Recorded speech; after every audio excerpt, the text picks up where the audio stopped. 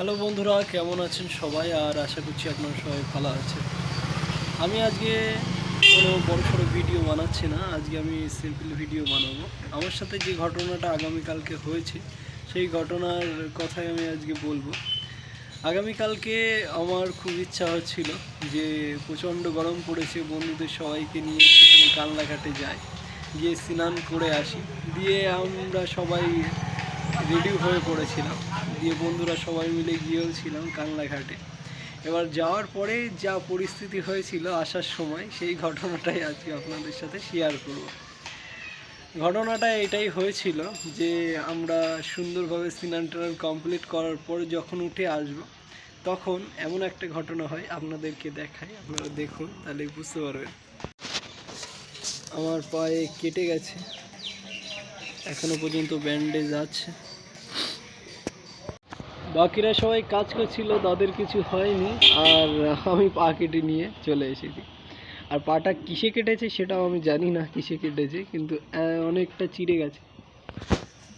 আমার কিচ্ছুই হতো না।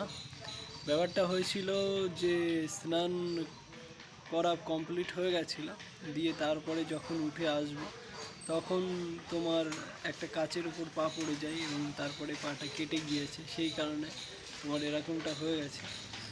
দিয়ে হঠাৎ ওরকম যখন উঠে আসি, তখন পাটা কেটে যাওয়ার পরে হালকা হালকা জল ছিল, জ্বলার সময় আমি পাটা তুললাম, তুলে দেখি এতটা চিড়ে গেছে।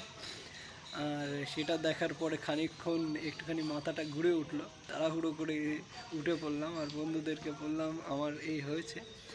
দিয়ে ওরা সবাই আমাকে নিয়ে এলো, নিয়ে এসে কাছে পিঠে একটা ডাক্তার ছিল, সেখানটায় নিয়ে গিয়ে ব্যান্ডেজ ট্যান্ডেজ কমপ্লিট করে দিলাম। তারপর বাড়িতে এসে বকা খেলাম, বকা খাওয়ার পরে একটা ঘুম দিলাম, ওষুধও খেলাম।